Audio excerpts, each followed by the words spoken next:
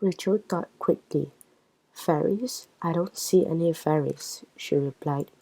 It was true, since Helena was now hiding at the bottom of Trusty's portrait.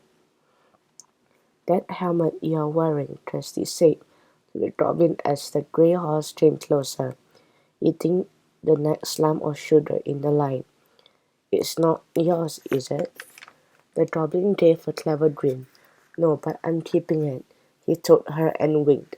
The helmet is going to help my team win the Fairyland Olympics. But that would be cheating, Rachel said.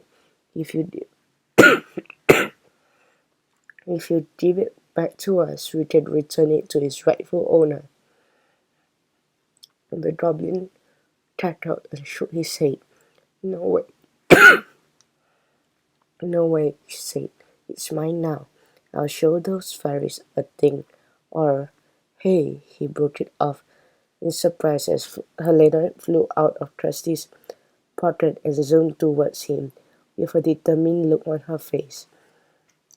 Yikes, what are you doing? The goblin cried as she flew towards the riding helmet. She pulled on it and with her tiny hands, but unfortunately, she was too small. She couldn't move it one bit. Oh no, you don't, the goblin yelled. He batted Helena away and tugged on his horse's reins.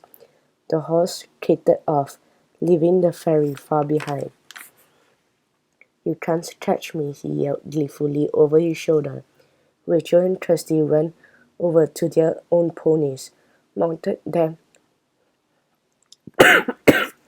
quickly and directed them to chase after the goblin. Helena flew alongside them. Try to stay as close to the goblin as you can, she encouraged.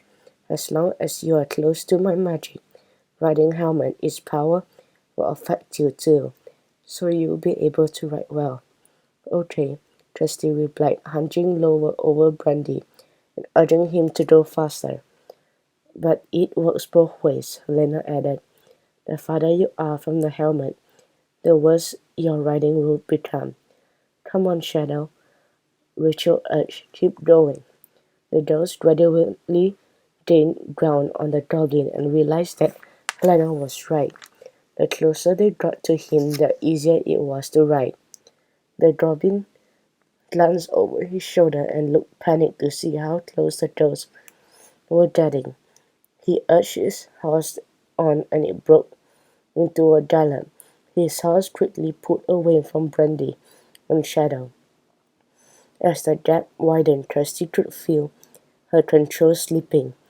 Brandy stumbled on a rough patch of grass and nervously slowed down. Rachel was struggling to stay in her saddle too, but she knew they had to get closer to the goblin's horse again. Come on, boy, she said encouragingly. You can do it. All three horses were now approaching too, a tall hedge that bordered the pasture. It was a huge jump, but the goblin's horse didn't hesitate.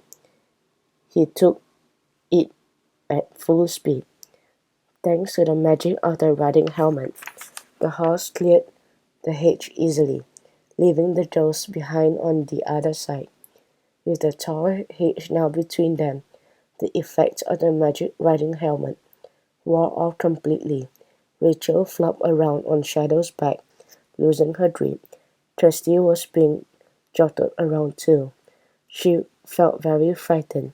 She was getting closer and closer to the hedge, which looked more enormous by the second.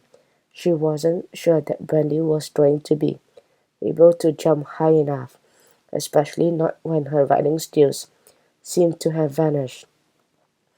She tried to think of a way to stop her pony, but her mind was blank with fright.